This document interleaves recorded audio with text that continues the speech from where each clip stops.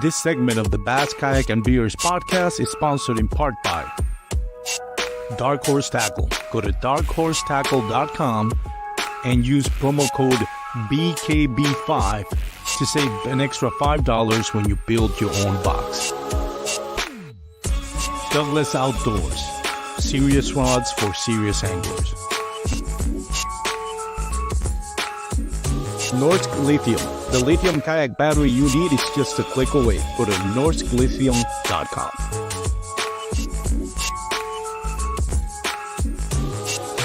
Catch Outdoors, the official measuring board for all 3 national trails. Go to catchoutdoors.com and use promo code BKB5 to save 5% on your next online purchase.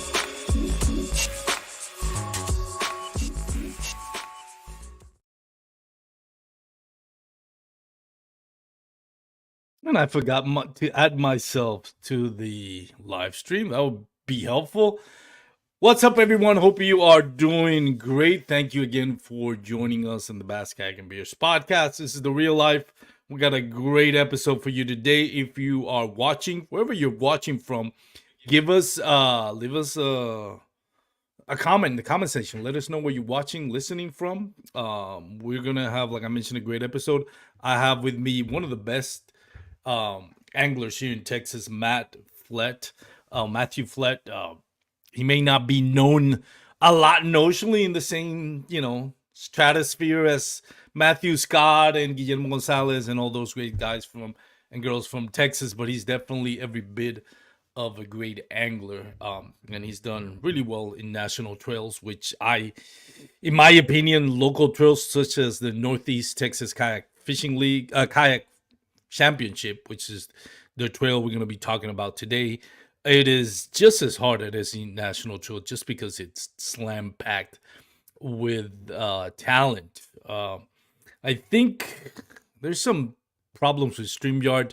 I don't know if anybody is actually able to see me on a live stream on Facebook or on YouTube. I'm getting some messages that there's some lagging, but if you're able to watch me on Facebook or YouTube, leave me a comment. Let me know if it's working out. So I'm getting some notifications here that it may not connect or the connection is lagging or something like that. Anyways, a couple of announcements before I bring my my guest for today, my special guest. I'm going to be at the Mariner Sales Demo up in Grapevine Lake. I think it's called Jacob's Landing. I don't remember, but it's close to Katy Woods. So we're going to be there from 10 a.m. to 3 o'clock all Saturday. And so if you want to check out their kayaks, they have a huge fleet of demo kayaks. Hobies, Old Towns, Native, Bonafide, and a whole bunch of others. So come check us out. We're going to be there at the Mariner Sales Demo Day in Grapevine Lake. Albert Rocks watching. I can see you fine, Armando. Thank you, Albert. I appreciate it. I was kind of worried if this was working or not. Hope you're doing well, Albert. Love to get with you sometime on the water soon, man. For those that are watching on the Instagram, also leave me your comments. I'll do my best to answer any questions that you may have for me or for my special guest, Mathew Flett. We're going to be talking about the North Texas Kayak Championship up in Lake Texoma. It was a great event. Mathew ran away with it, dominated wire to wire, beat the competition from like 10 inches. So congratulations to Matt. So without further ado, let's bring Matt in. Matt, again, congratulations. A huge win at Texoma, man. Hey, thanks, Armando. Thanks for having me on. Appreciate it. It was definitely a tough day in Texoma, but you managed to, figure out the bite. And that's what we're going to be talking about here today. And again, if anybody that's watching Facebook or YouTube, you have any questions about the tournament and how Matt was able to, get those big fat bass, put it on the comment section. We'll do our best to get it answered. Let's talk a little bit about pre-fishing, Matt. How did pre-fishing work for you for this tournament? Yeah. I had an opportunity to go up about 3 times before the tournament. And, I had the first place I went, I picked that place. It's kind of a creek off of the main lake. because of the water quality. Because as you know, it was had some muddy water due to the water being, the water level changing. So I picked it for water quality. I had a decent day there. I think I got that first practice. I had 7 or 8 bites, and I wasn't really trying to, just wear them out or anything. So that was my first go round at practice there, and then I went up a couple more times, tried other areas, and just didn't get that. Even though I found areas that had good water quality as well, I just didn't get the bites there. So it made it pretty easy for me to pick that place for tournament day, and that's how it worked out. It just based on water quality and the bites I got there, that's what I wanted to do. Did you? I'm not gonna ask you specific spot, but in general terms, did you stay like north, south, east, west, or did you fish the Oklahoma side of the lake? Yeah, I was on the Texas? Oklahoma side. Oh, really? Closer, yeah, a little closer to mid lake. I'd say north mid lake is what I would call it. Nice. That was that's why you fish what you fish on the tournament day, right? Yeah, and I mean, there was a lot of chatter leading up to the tournament about the smallmouth bite was really good, and that typically takes place, in my experience, in the in the southern, more towards the Texas side, Eisenhower, that type of area. And I just thought that it would be based on my tournament I had there last year. I found some areas I thought that would hold some good largemouth, and I thought that would be my best chance. To finish higher would be just find that one, the bigger largemouth, and then two, I thought maybe less people would be doing that. Yeah, I think smallmouth bass in that lake, I know it's kind of renowned for being a great or probably one of the best smallmouth bass fisheries in Texas / Oklahoma, but I think when it comes to tournament, I think it's fool's gold. Like, you don't get to see like the big, if you have a 5-bag limit of smallmouth bass and a 5-bag limit of largemouth bass, your 5-bag limit of largemouth bass is probably gonna, even if it's just like a middle of the road size largemouth bass, for the most part, it's more likely you win the tournament or get to catch a check than going with an all smallmouth bass. They're fun though, especially in Texoma. Yeah, I don't disagree with that. I think that's true, Armando. But I think also that Texoma is really coming on their smallmouth fishery. Yeah. If you kind of pay attention to social media, there's big ones being caught there quite a bit. It used to be like certain times of the year, like the fall especially, you'd see that. But now you see some of the striper guides are posting these big smallmouth that they're catching this time of year.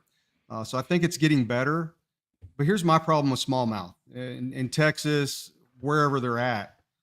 They're here today, gone tomorrow. Yeah, that's been my experience. You know what I mean? You may go one day and really catch them good, and then go back even the next day, and they're just not there. And I think honestly that may have been what happened during the tournament. I don't know where the biggest concentration of people were fishing. I expected a lot of pressure where I was, and I didn't see it. Only shared that water with 2 other anglers, and it was a pretty big area. So. I don't know where everyone else was at, but I'm assuming they were in cleaner water down south looking for those smallmouth and, trying to catch them. Yeah, and I've heard that not just in Texas. In general terms, when I talk to tournament anglers, a lot of them say the same thing. Like it's, smallmouth bass will leave you. They'll break your heart. You found them on pre-fishing, they won't be there the next day. Of course, when you talk about, like, for example, Susquehanna, which is relatively like most of it is just smallmouth bass, you are able to find in deeper pools largemouth bass. And I've heard from people from Pennsylvania that say that, hey, you can actually win a tournament on largemouth bass. But that lake is predominantly smallmouth bass.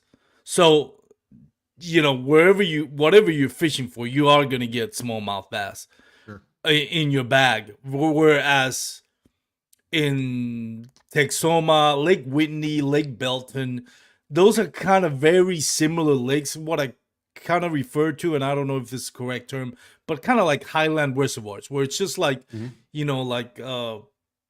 rocky reservoirs, a lot of standing timber, a lot of rock ledges, clear water. Those are different. Like it's not like Susquehanna, which is overpopulated with smallmouth bass. Whereas this is not overpopulated with smallmouth bass. It's more like overpopulated with largemouth bass. So And we love it. yeah, we love it that way.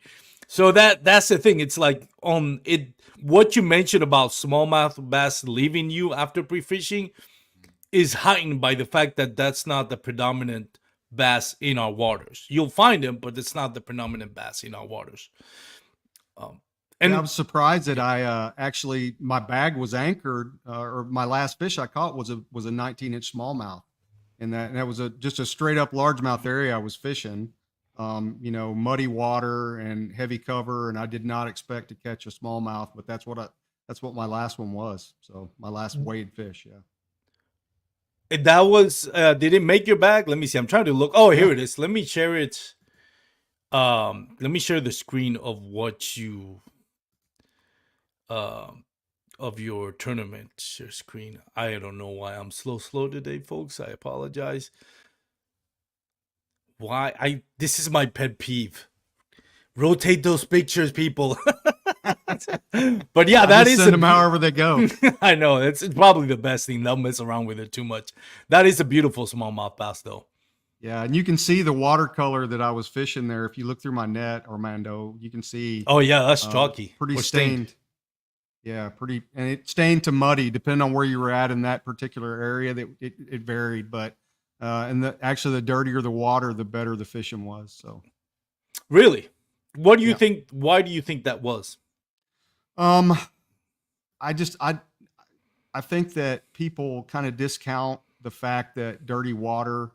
I think it gives it's going to position the bass for you a little more than clean water. Because they like to get up against something and have a visual reference, I think, in that type of environment. And then two, I think it also gives them a sense of comfort. They're not as likely to see your boat, or there's a lot of particulate in the water, and I don't know how that affects the sound transfer. But I just know that fish seem to be a little bit more comfortable. You can kind of get up on them a little easier in dirtier water, and they just tend to bite. If you can put the bait near them, it seems like they're more comfortable biting. That's my opinion. Anyway.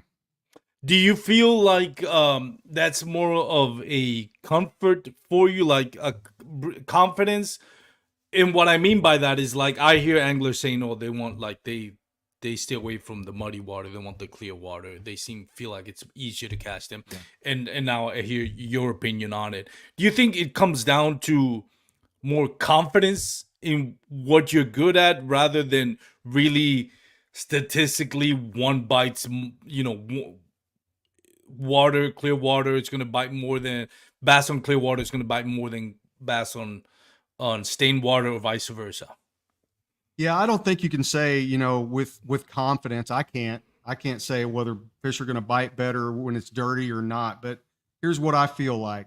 When you have you have an event where the water comes up over a pretty quick period. I think in Texoma, we had some rain and it just kind of flushed into that reservoir and it raised the water level really quickly. I've talked to professional guides that fish for bass for a living on Lake Fork and other places. Usually a bite will cycle in like 3 days.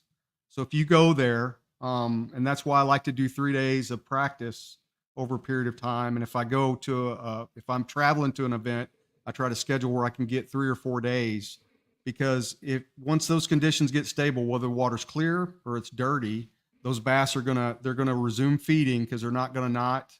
It's just like anything else. If your house suddenly fills with smoke, you're just trying to get to a comfortable place where you can breathe well and see. It's an extreme analogy, but it's the same for bass. When the water comes up, it gets dirty. They move to the bank, or they move up to a vertical object they can put their nose up against. They have a reference. They're not out there, and then they get comfortable in that environment and they want to feed again. So that, to me, we had the water come up, it got dirty, and then it'd been that way for a week or so. So those fish got comfortable in that type of watercolor. Now, what happened in the area I was fishing, the water quality, it was stained, but it wasn't dirty. Well, the wind changed and roiled that water up the day before the tournament, and I thought it was going to kill the bite, but what it actually did is actually made it better. I think it made those fish They were already in a feeding mode, and it made them pull tighter to the cover, so they were a little easier to target, especially the bigger ones, I think. So it just kind of condensed that bite into a smaller area of the water, if that makes sense to you. That's an interesting point. I've always, um, when you have like a conditions, all of a sudden you're out there fishing and the storms blow in. Mhm. I'm always wondering, okay, is this gonna trigger the bite or is this gonna shut down the bite? And what I found in my experience is if the weather goes through, like, for example, in summer, I remember one day I was fishing Lake Grapevine and there were storms all the morning. Like I got there early thinking the storms were gonna come in the afternoon because that was the forecast. Well, the storms got there early in the morning. I was like, well, I already launched, but I'm gonna have to get back in the car, leave the kayak on the bank. So after the storms went through, then it was like the most beautiful day out there. There was no wind, not a cloud in the sky, and the sun shining at 12 noon, and it got warm. And that's usually when the bite gets tougher. But for whatever reason, the bite just went off the charts. Like I literally, and I'm not exaggerating, I casted somewhere between 7 to 10 times back to back casts catching of, or at least getting a bite. Some of them came off. Mhm.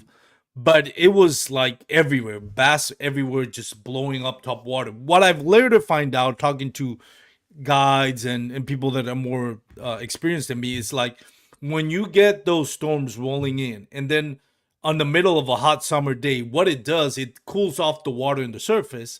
So it kind of doesn't create like a full turnover of a lake what you usually see in transition like in fall or late fall early winter in Texas when it kind of Mhm. shuts out the bite and it just makes the bass queasy and they don't want to bite. But this is more of uh a small turnover, like just the water on the surface starts to lower a little bit and the water just below the surface starts moving up and it creates this, I don't know, like um everything, it creates this chain effect that just leads to one thing or another. The water lifting, algae lifting, minnows, bait fish feeding on them, and then eventually bass feeding on bait fish.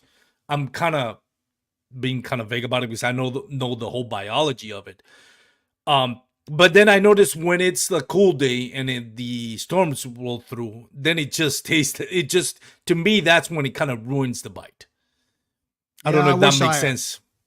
It does. It does. I wish I had the secret and knew all the, what to do in each case like that. But, in my experience, you just got to be ready. Really pay attention to what's going on. I run Lowrance HDS 12, and I've got active target forward facing sonar. And look, man, it's not, scoping in a kayak is not like the guys on, the Elite Series Yeah. and the ones you see on Major League Fishing or going out there. For me, it's just to be able to see what's going on. You see the activity, you start to see a lot more bait, and it kind of helps you aim that. And so when conditions change like that, you pay attention to what's going on. Is there more bait moving into the area? Is it disappearing? Those type of things. And if we could figure all that out, man, we would it would make it easy. But sometimes it's when you get weather come through and like a light rain or something, or the wind changes direction or starts to blow a little harder. They just start biting, and I don't know the answer to that. I don't know what triggers that. So sometimes it's so quick, it's immediate, Yeah. that the bite starts, and it'll just be a short window, or it may last all day, but you just got to be ready for those condition changes. And my opinion, I pay attention to the weather apps and like the wind. I always do a lot of research, like when is the wind going to change and from what direction. So if I feel like I can predict something like that, I try to be in my best area, like where I think the best, amount of fish are when that's going to happen. And that's just something I try to do. Sometimes it works, sometimes it doesn't. Yeah, that's a good point. It's just a chaos, weather-wise, especially in Texas. You never know how it's gonna affect it one way or the other. Right. And like you mentioned, you just gotta keep your eye out and see what it does and then kind of change on the fly. Let's talk a little bit about what baits worked. And again, you know what we're talking about. It. My job as a podcaster is to try to get the information out of you for the viewers Yeah. and listeners. It's up to you, you know, and I respect how vague or how specific you want to be. I know with locations, that's why I never ask exactly where you caught it, just in general. But talking about baits, if you feel comfortable talking about it, what baits did you use in pre-fishing? What did you find out about that in pre-fishing, and did it translate on tournament day? Yeah. So, I think when I went into pre-fishing, even knowing that the water was a little bit higher, we had a little higher water level. Like I said earlier, I looked for, a similar water clarity to what I had caught them in previously, like last year in the tournament and other times that I'd fished there. And, when you start out, you never really know what they're going to bite. So, I'm a guy that brings probably 10, 12 rods, sometimes more, just to see what's going to happen. And, I started out, like, caught them last year finesse fishing mostly, almost exclusively. And that's kind of what my focus was. I was ready to do that. What it turned out to be in practice was a flip and bite. And it was just standard fishing, man, like a Texas rig, nothing fancy, cross style bait. And I used a variety of colors to get bites to begin with. I think I was catching them on green pumpkin. That's a standard. I always carry that. And I think a June bug was what also worked in practice. Tournament day, it was straight black and blue, and June bug, just a darker colors. And Because it of was the all flipping. watercoloring? Yeah. Yeah. And I'm not to say you couldn't catch them on green pumpkin in that watercolor, because it's really about, not necessarily about the color. I think it's the proximity of getting it to the fish. Yeah. Once, if you can put it where they are, I think they'll bite it, whatever color it is. But it just feels like, in that color of water, if it's darker, I think they got a better chance of seeing it. You know what I mean? The contrast and just seeing the bait, if it's a little further away from them. I know Texoma doesn't, well, depending on where area you fish, but it's not known as a grassy lake. When you say you were flipping, we're talking about secondary points, timber, creek Yeah, I was channels. flipping bushes exclusively, and I'm not afraid to say it because that's not a bite that you always get on Texoma, but that's an Oklahoma deal. On the Oklahoma side, anytime the water's high, you can catch them in the bushes, and that's where I was fishing. Oh, so the water was all the way up, like, Yeah, man. above pool. Yeah, because I think it was 6 feet, six or Above six and a pool? half feet. Yeah, yeah, Wow. That's a yeah. lot. Yeah, it came up quick, and so it on practice day, I think it was rising, like when I first went up there, and I don't remember the exact dates, but it was, like 2 weeks before, and it had started coming up and it, risen up. I think it was a foot high, or maybe it was right at pool, maybe a half a foot high, and then we got all that rain and stuff dumped in there, and it just kept pushing up, pushing up. I was at one area and I went fishing, and the boat ramp was just barely underwater. You know what I mean? And then when I came out, the parking lot was underwater. That's how quick it was coming up. So, yeah, it was above pool. Wow. I was it Monday? I was driving up to Lake Louisville for a client. I was doing an inspection at a house, brand new house, very nice area up in close to, just right next to Lake Louisville. And as I'm driving, I'm looking at like the water, like the water line was just like the same thing, about 4 or 5 feet. Like the trees on the shoreline were, and the brush was almost either completely or half submerged. I'm like, man, I love that type of fishing.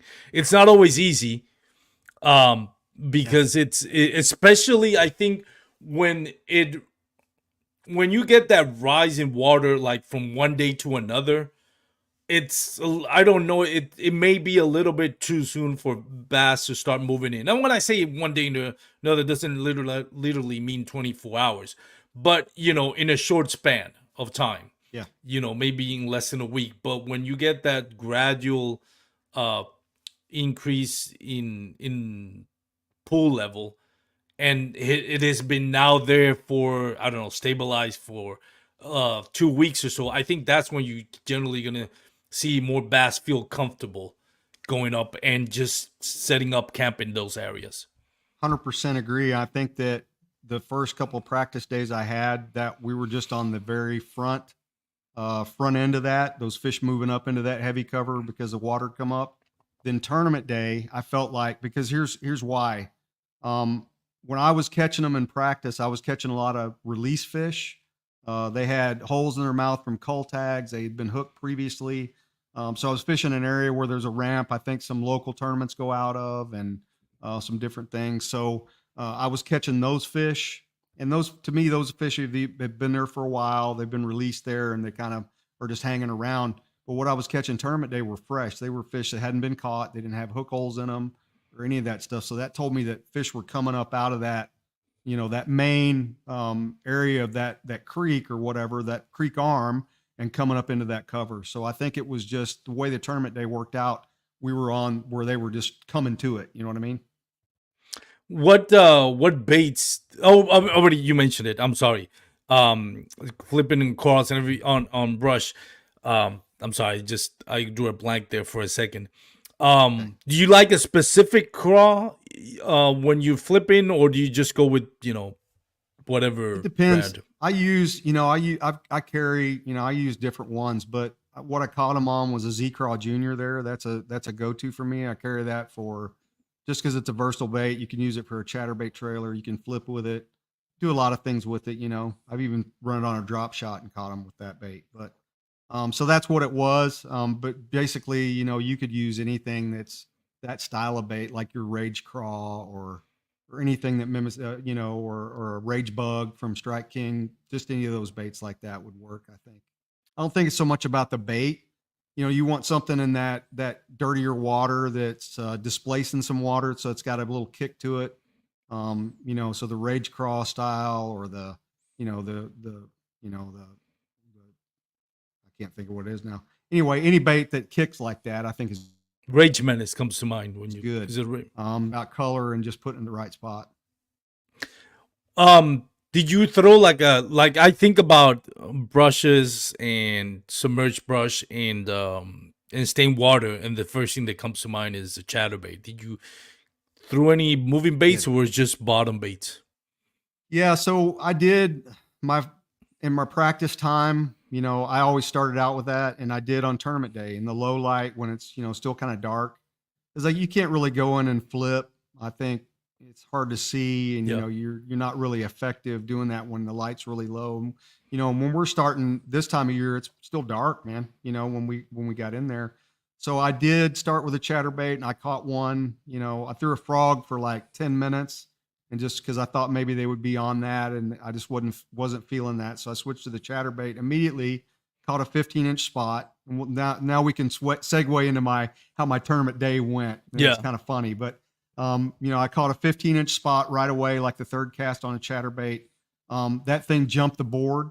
I didn't even get a picture of it, so that was fish one, keeper one. I lost it, and I'm like, come on, man, not going to be that kind of day. I'm trying to, coach myself up. So went around, didn't get any more bites in that low light time with the chatterbait. And I threw it quite a bit until I just felt like, man, I need to be doing something else. And, my deal was I was going to cover a lot of water that day because it's a big area.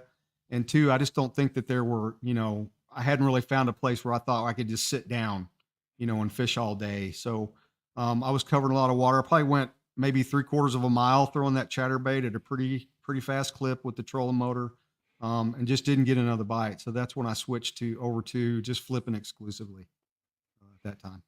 And that's where you caught all your bag, everything that made the limit. Yeah, I did. I think I did have another, maybe one. I think it seems like one bit the chatterbait in that, but I didn't get a hook in it. It got off or whatever. So, but yeah, I went to flipping, and that's what, I ended up culling everything that I had, and, everything was flipping. All my keeper fish were that. Yeah, and you ended up catching, well, at least submitting 7 fish, cold twice. What was Yeah, your I think so. smallest fish? 18 and a half was my small one in the bag. I had 2 18 and a halves, 2 19s, and a 20. It's not bad at all, especially for Texoma. No, it was good. I went through and I started flipping, and immediately got to a bush and got a really good bite. I pitch in there and my line kind of jumps and it moves off. I set the hook, and I'll just be honest with you, I was nervous. I hadn't had a bite, and at that time it was probably, I'd say 8:30, and I hadn't caught one since, it had been like, I caught that first one at like maybe 10 minutes into the tournament, so then I hadn't had a bite.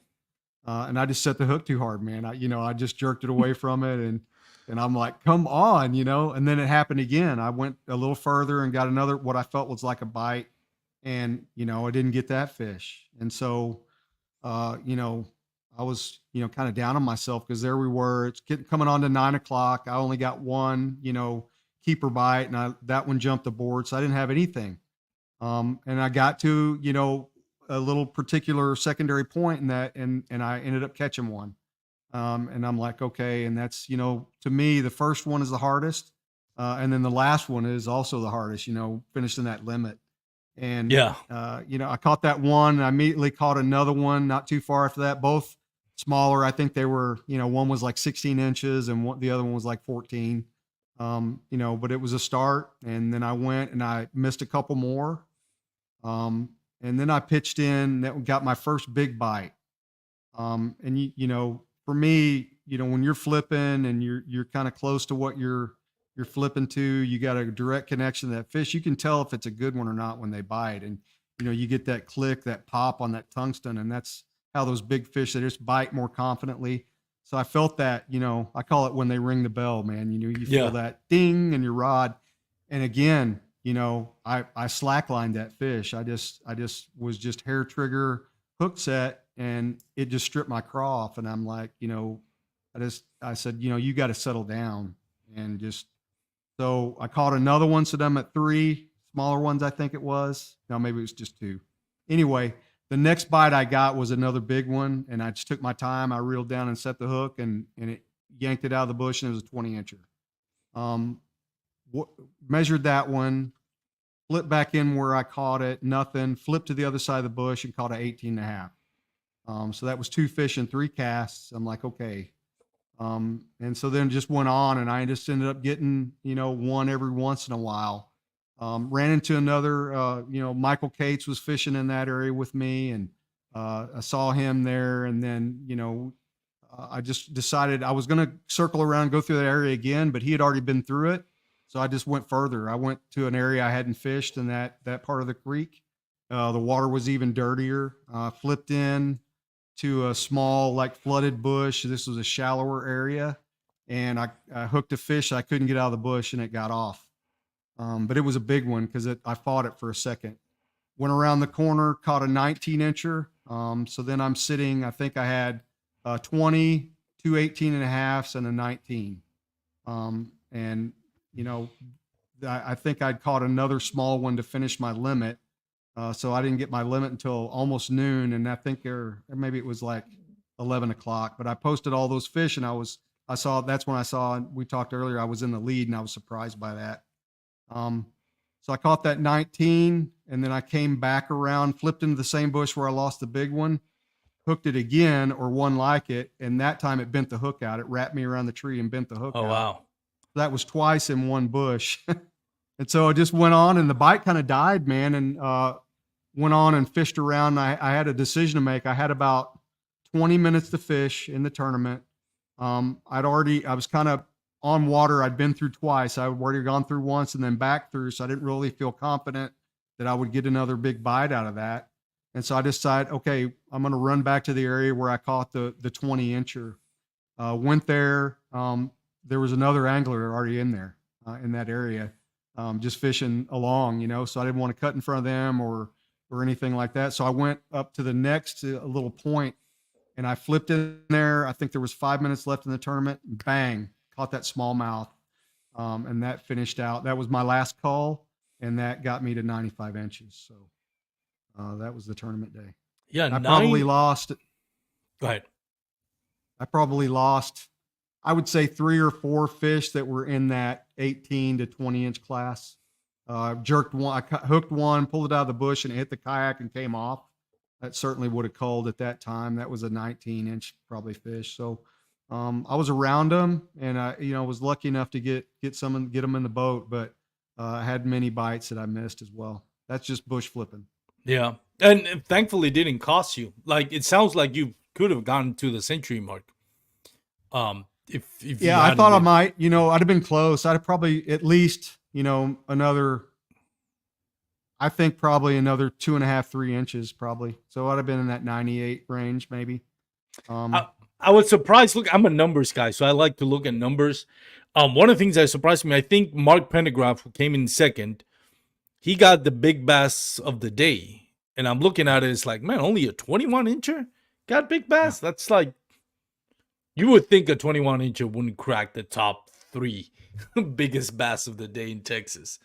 But on this day, it actually ended up being the biggest bass of the day and a cool $500 with it, I guess. Yeah. So that's Yeah. not. He did a good job. And that was it was a good fish. And, I don't know, like I said, I had a couple bites that I thought were bigger.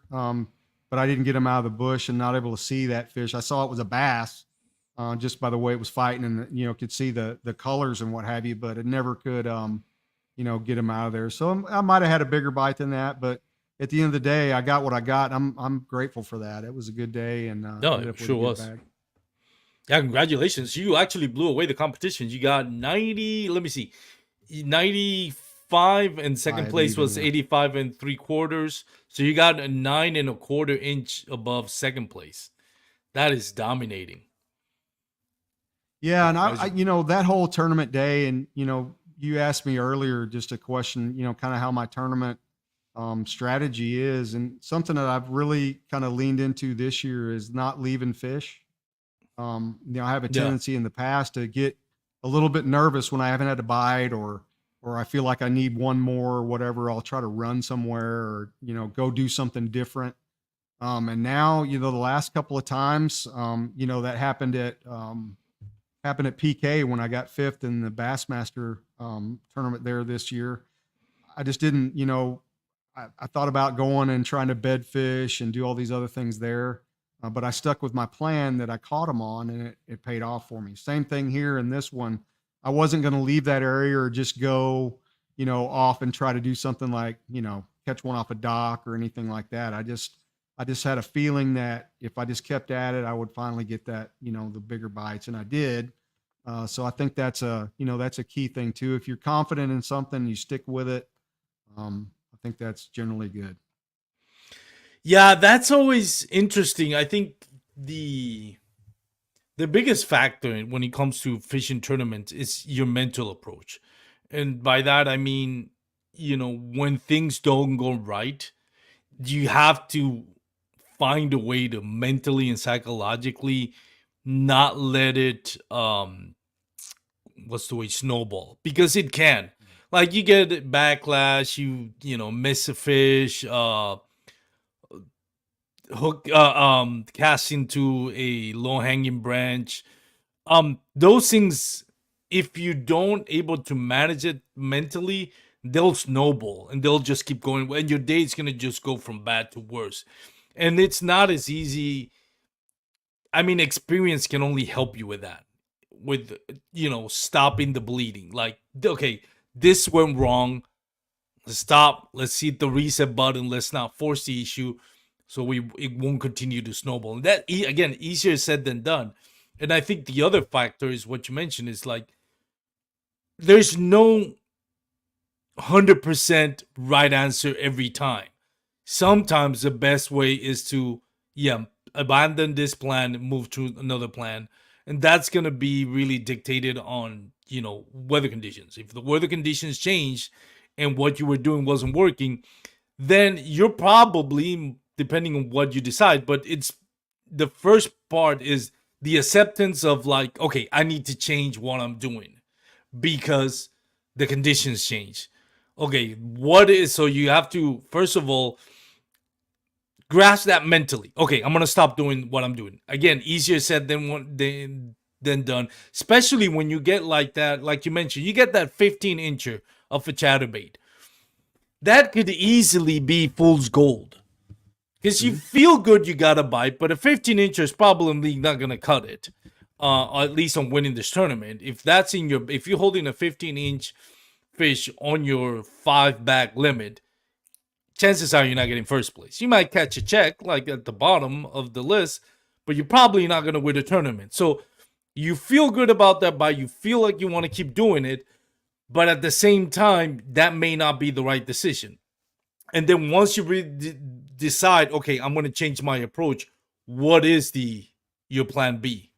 And how long are you going to stick with it?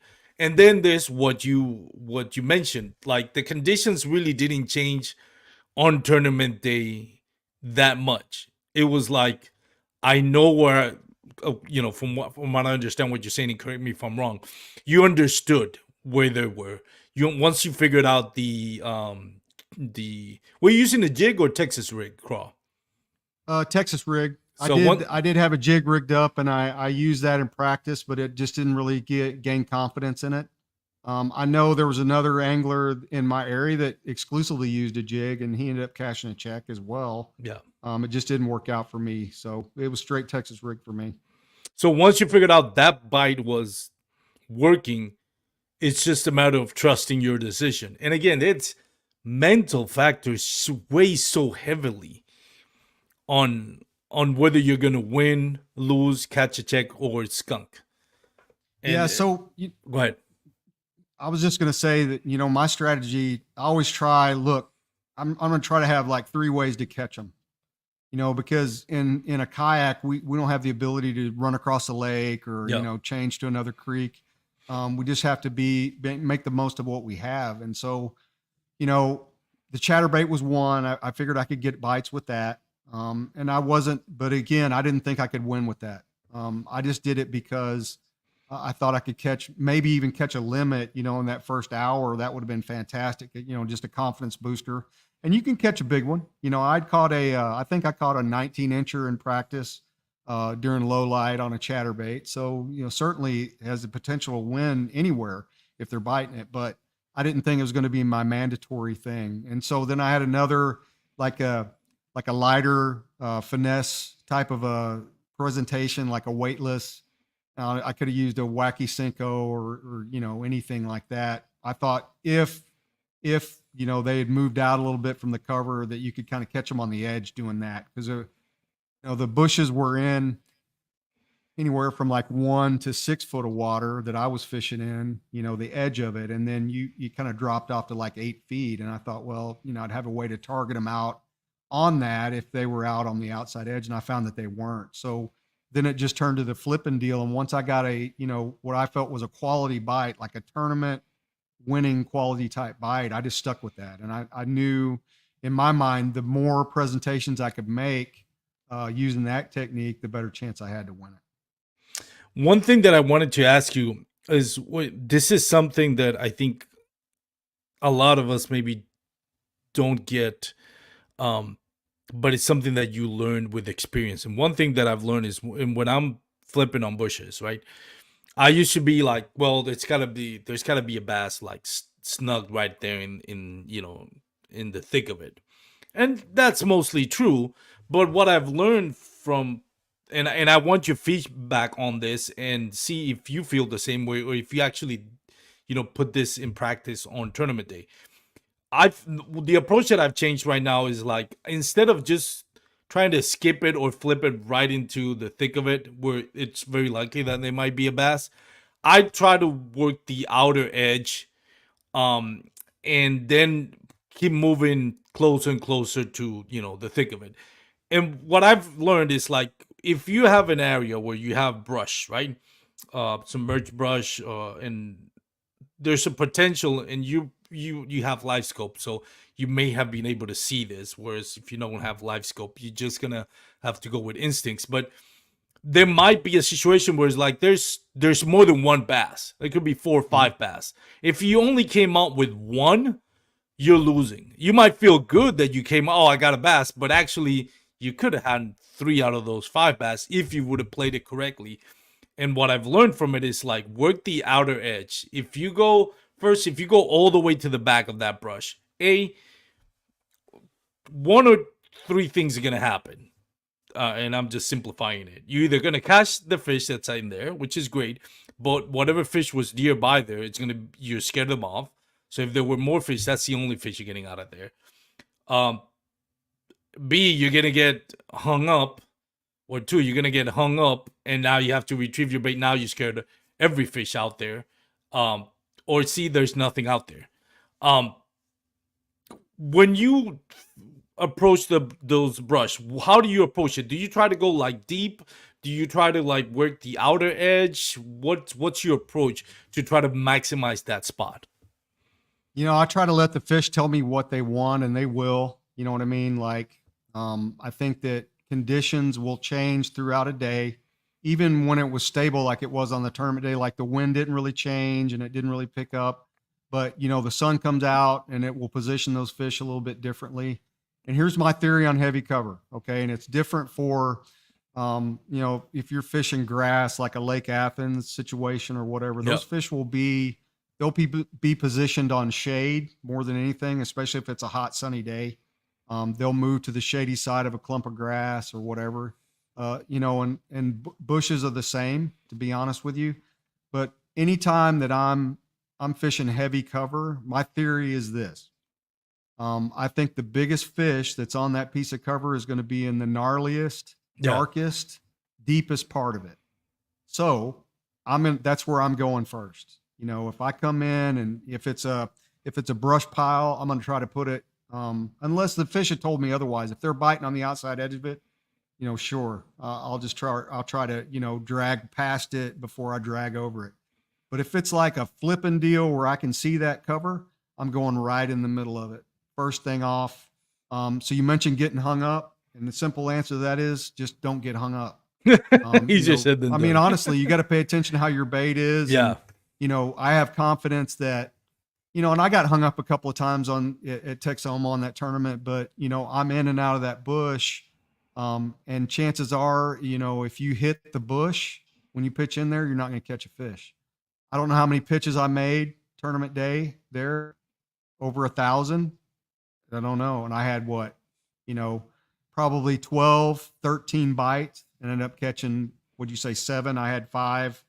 And you 7 or whatever. You submitted 7. Yeah. Yeah. So, you just got to be prepared for that. And, sometimes, you flip in there and you hit the bush, or you hit an overhanging limb and you flip around it and get hung up there. That's inevitable, and it ruins that bush. Or so you think. Well, you come back by at an hour and that fish is still in there probably and calm down. And so you end up maybe catching it. But the only way to do and, be good at flipping something like that is just do it a lot. So, and just get really accurate with your pitching and, and the other part of it is equipment. Don't go flipping bushes unless you're ready to yank a 5 or to 7 pound bass out of it. Cause that's what you're looking at catching at Texoma. They're in there, 8 pounders. That's full of them. So, I watched a podcast years ago where Kelly Jordan, the MLF pro, was talking about his time as a guide at Lake Fork.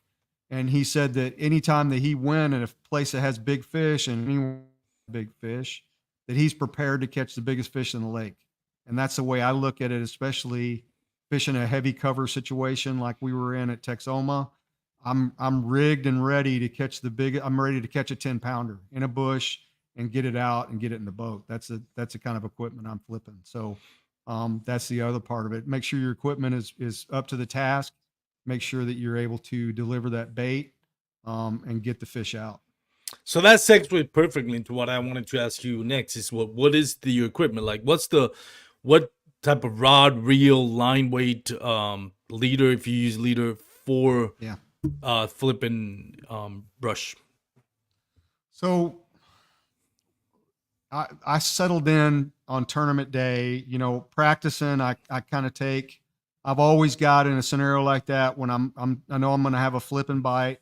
I've got a heavy, what I call a heavier rig. I've got like a mid-size rig. And then I usually have something rigged up to flip a finesse, more of a finesse presentation. So, my heavy action, my heavy rig is usually a 7.6 extra heavy rod. I'm flipping 50 pound braid to a 20 or 25 pound leader. In the case What of Texoma, I had a 25-pound fluorocarbon leader on. fluorocarbon? Yeah, that's what I meant. Okay. Down to a 4/0 hook, flipping hook, with my cross style bait. And then, that setup I had a 1/2 ounce weight on, and that's a little heavier than a lot of people throw. But I only weighed one fish on that one. What I settled in on was what I call my mid flip, my medium heavy flipping was a heavy action rod, 7'3" heavy action, 30-pound braid to 20-pound leader, same hook, same bait on all of it. So that one I was flipping a 3/8 ounce, and that's what I weighed 90% of my fish on.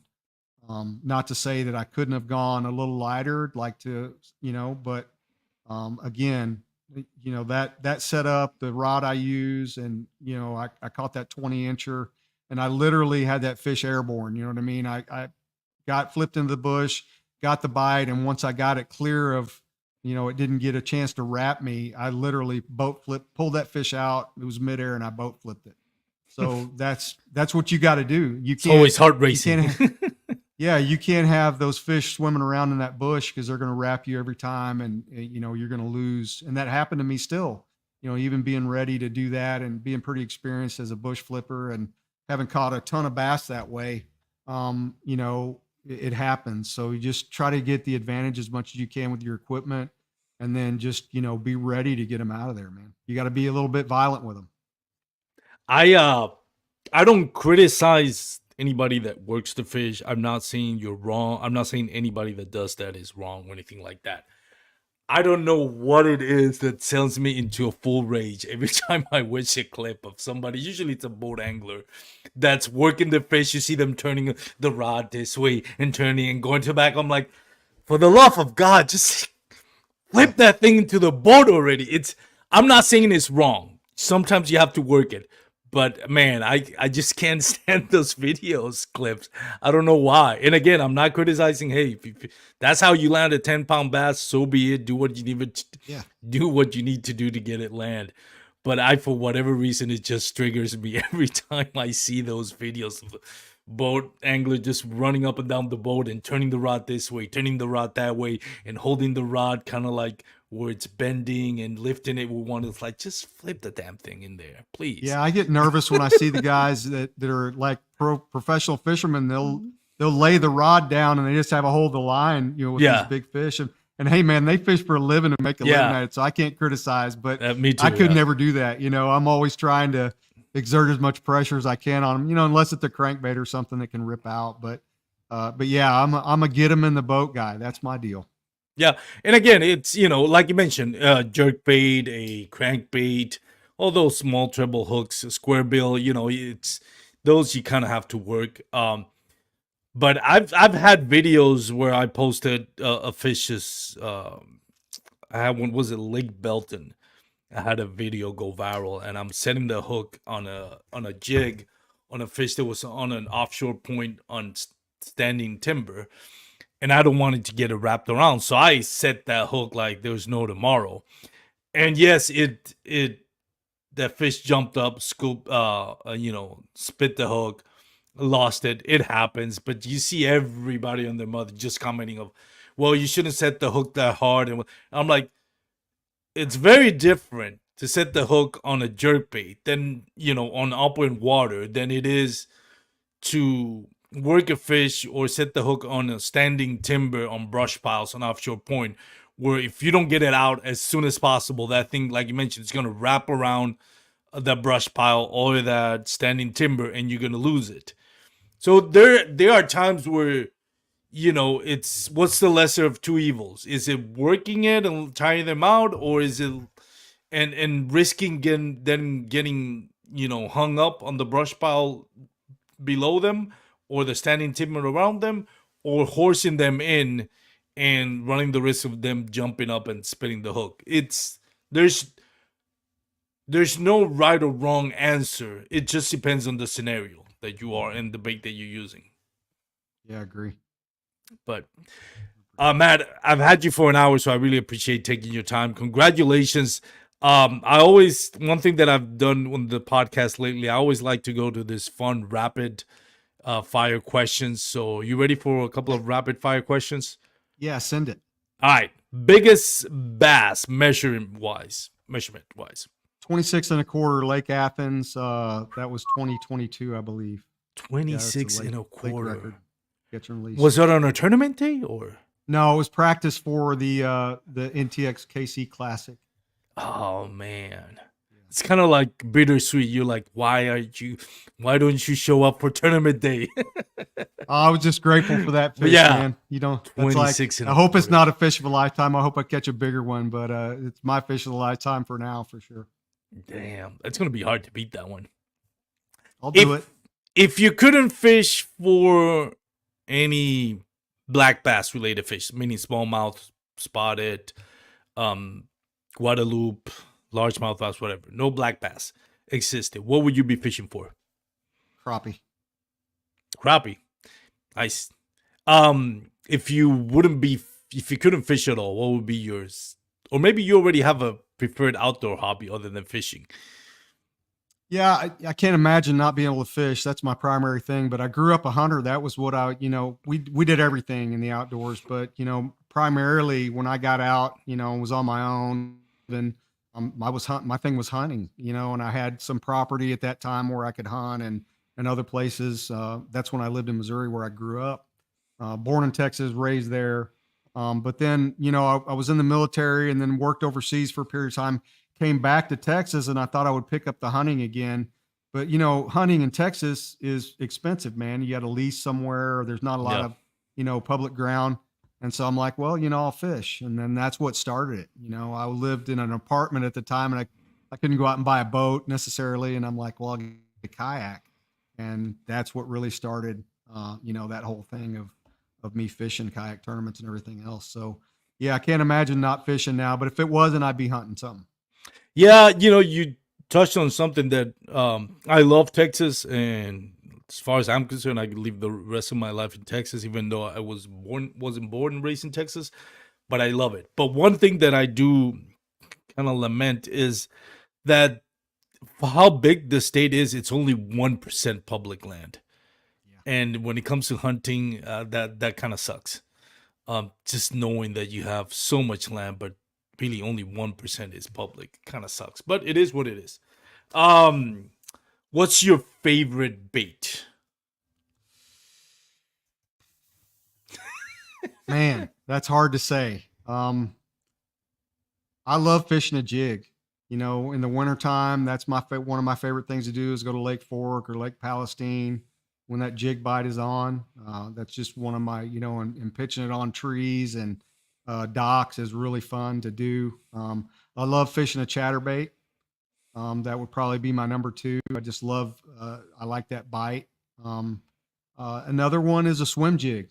That's another one of my favorites as well. If they're on, and this is a time of year when a swim jig can be really effective. Yeah. That's going to be, but overall it'd be a jig, man. If I couldn't fish with anything else, and I don't know, man, that's a tough one. We were just talking about that the other day. I love grass fishing. I love flipping bushes, but it'd be something with big line and, but probably a jig. Nice. That kind of segue. Well, that kind of answers my second question. What's your favorite style of fishing? But you already touched on it. Last one. What was my last one? Oh, bucket list lake or fishery that you would like to, fish that you haven't. That's a good one. I'd love to go to Florida sometime. I've not done that yet. Just love to go do that. And, but any of those, any of those lakes that, you see them fishing up north and going and catching the smallmouth. We talked about that earlier. Just going to one of those major, like a Cayuga or something like that, where they really catch those big smallmouth, would be a lot of fun to do. Susquehanna? So a northern swing or Florida would be good for me. Are you planning on doing the Susquehanna for the Bassmaster Kayak Series? I won't be able to this year. Like I said earlier, I got a new job that's kind of changed my schedule a little bit. And, it actually it kind of dampened my practice time. And even some of the, I usually pick like a couple of national, further away travel events. And I went to Oklahoma for the 10 killer for the Bass Nation, or for the Bass, what we call the Classic, but it's actually the national championship. But, and did that. And that's probably going to be my only far distance one this year, but maybe next year. I'm going to try to fish some more of those Bassmaster ones. And you qualified for the Bassmaster Classic Championship kayak related classic next year, Fort Worth. Congratulations, man. That's right. Lake? I'm looking forward to that. Congratulations, man. Well, and what lake are you hoping it's gonna be? Oh, I'd bet your paycheck for sure that it's going to be PK. It's not. My paycheck's not that big. But I'd rather bet yours. So I think it will be PK. I don't know. I don't know if I want PK just because it's been hit so long. Like, and it surprised me when they're coming to Fort Worth. It didn't surprise me when they're coming to Fort Worth. It was the second biggest audience turnout in the history of Bassmaster Kayak Series. So I knew they were coming back to Texas. But for them to pick Ray Roberts again, I'm like, why Ray Roberts? I get it. It worked the first time. But just because, I mean, you can do other lakes close to North Texas or close to Fort Worth. I think Ray Roberts is going to be lights out for the Classic next year because it's fishing Ray Roberts is never lights out. That's probably one of the toughest lake. It's got grass back in it. So it does. Really, yeah. We'll see. We'll see. I kind of want him to be something different other than PK. I don't know why. Like, I feel like PK's been hit so much lately. Like, let's do something different. I wouldn't mind Boys the Ark. I talked to Duke Trent about it, who's probably watching. He has a great point. He's saying, well, that's a new lake. You know, you have to let it, because they just opened. My thought is those fish haven't seen a bait in a while. It's not been precious, so they'll bite anything right now. But maybe it needs to mature a little bit. Ironically, they're still holding the Texas Bass Nation, I think it is, Classic. It's going to be at Boys the Ark. And I wouldn't be surprised if, sorry about that, my phone fell. I wouldn't be surprised if Steve Owens is keeping an eye on how that lake shows out before he makes a decision. My gut feeling is that there's been conversations between Steve Owens, and I don't know this for a fact. I don't have any inside information. My gut feeling is that Steve Owens and Duke have probably talked about it, and probably there was that conversation. It's like, well, why don't we have it for the Texas Bass Nation Classic? Because the Texas Bass Nation is the Classic. That one, we know what we called it the Classic here. Well, they call it the Classic. Yes. So, but it's not officially named. Yeah. So I think that's what they're doing. I think they're holding that Texas Bass Nation Classic in Boys the Ark. They're gonna see how it shows out, and then they'll maybe decide. Maybe that's my vote's part for of it. PK. I think I love Bassmaster PK. has a great relationship with that PK Possum Kingdom or Chamber of Commerce. Yeah. I think that they treat them really well there. Boat Ark is what a lot of people call that lake, and did I say it wrong? Boys Ark. You didn't. I think that's like how it's actually, but like the French say it. Yeah, how it probably should be said, but I think everybody calls it Boat Ark. But could be Boat Ark. You know, access is a problem on that lake. There's only 150 parking places on it. Oh, so if you take and you try to run a national level event at a lake like this, is my opinion. You know, and I'm not tied into any conversation. You're probably right. Or anything. Yeah, it would just be problematic because people, you know, the bass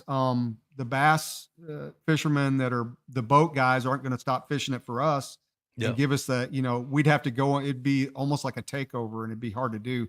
Here's a problem with our Bass Nation Championship. It's the same day that the duck season starts in Texas. And so that's a new lake with all that brush and stuff. Yeah. Every duck hunter in the country is going to be trying to fish that. So it's going to be hard to find a parking spot. So, you know, my vote is, you know, move it a week or do something. I'm glad to go there and fish. I think it'll be a great event. Just access is a problem. That's been my experience. That's a good point. I haven't thought about that. I haven't even looked at the access. So you might be right. So disregard everything I said. Maybe Duke and Steve Owens haven't really talked about it. They may be. That was just my gut feeling, but I could be wrong. Hey, I'm with you. I'll do it. They can have it wherever they want, and I'll be there, man. If it's not a PK, what lake would you pick? Man, I would probably say like a Lake Fork or something. That's going to be too far, though, for Fort Worth. Well, it's not much different than PK, in my opinion, you know, and it's... You think, no, we don't have to... PK is like an hour from Fort Worth Lake Fork's like 2 hours from Fort Worth. I can be at Lake Fork. I live in Keller, Texas. You know, I'm in Oh, North. you're right. Yeah, next to me. Yeah, so I can be at Lake Fork in about an hour and 45 minutes. Really? PK is about the same for me. You know, it's like an hour and a half. Depends on where you go. If you're going Yeah, to that's the the thing. other side of the lake, you know, because there's not so many ways across it. But Well, here's the thing about PK though. It's not that it's that far away. It's just there's no bridge to connect it from one side to the other. Yeah. Whereas Lake Fork, I think there's like 3 or 4 highways that go over the lake. But in PK, you can literally take, if you're in one end of the lake and you want to fish the other end of the lake, it's literally an hour drive. And it's a big lake, but it's not that big. It's just that it doesn't have any access through it. hey, I would throw Texoma in the mix. It's a little bit far from the Metroplex too, but we don't have to go and weigh in. You know what I mean? It really Yeah. doesn't matter that much. I think Texoma they have the facilities up there, places for people to stay. There's access, plenty of ramps. I think it'd be a good choice as well, but I still think PK is the best one. I Yeah. think the formula with all the big bags they've had there, the success of the tournaments, the turnout, you know, and PK's now got a name for itself among the kayak angling community. I think it'll be at PK again. Yeah, you might be right. And it honestly will probably be PK. I'd be surprised if it isn't. But we'll see. Matt, thank you so much for taking the time to join us, man. Thanks for having me on. I enjoyed it, man. I enjoy your podcast, and keep rolling, brother. Appreciate it. No, I appreciate you for your support. Anybody that you want to thank? Any plugs? Yeah, you know, just think of my wife. She's amazing. She's my biggest fan, and you know, I'm an unsponsored angler. I kind of run on my own, and but she's just been so supportive of me going and fishing and taking time off to do that. And she's smoking hot, and I love her. So just a shout out to her. That's awesome. So without mucho.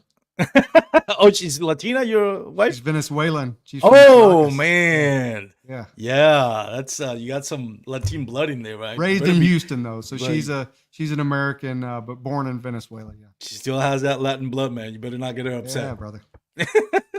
I'm dating Venezuelans now. Joking. But man, again, congratulations. What's next for you? Thanks, brother. What's your next tournament? I'm actually going to go down to Stillhouse Hollow and fish the TXKBL. There's this Saturday. yeah. So yeah, go see about that place again. I've been there a couple times, but Yeah, that's next. somebody just posted a picture of Steelhouse, like a 26-inch or something. I saw it on Facebook. I can't remember who Yeah. posted it It's got or big what ones. group. Yeah, It's it flooded is. too. Go see what Yeah, the bushes are like finally, there. because last year it was super. Last 2 years have been super low. It was incredibly low. So I'm glad it's back up. We really needed the rains we've had over the last 2 or 3 weeks. All right, that's it. I'll let you go. For those out there watching or listening to the podcast, remember you can follow us on Instagram, Facebook, YouTube under Bass, Kayak, and Beers. Don't forget to check out our awesome sponsors, Norsk Lithium, Douglas Outdoors, amazing rods. By the way, I got my hands on the new Era rods from Douglas Rods. I'm going to be putting them to the test and making videos of it. I'm super excited about the Era rods. I got 6 rods on that lineup. They're $99. And they're technique specific. They're amazing rods. Go check out douglasoutdoors.com. Dark Horse Tackle. Remember, you can save $5 off your first monthly subscription box, or build your own box and don't have to subscribe, and you still save $5 by using promo code BKB5 and catch outdoors. You can also use promo code BKB5, save $5 off your next purchase. Thank you again. Oh, and the good people at Mariner Sales, my newest partnership, will be out there in Lake Grapevine for the demo day this Saturday. What is this Saturday? May 18th, I think it is, from 10 a.m. to 3 p.m. They'll have all the demo fleet, Bonafide, Hobies, Old Town, Native. So come check us out. We're going to be 10 a.m. to 3 p.m. Lake Grapevine for the demo day for Mariner Sales. Have a great night, everyone. Peace out and wear your PFDs.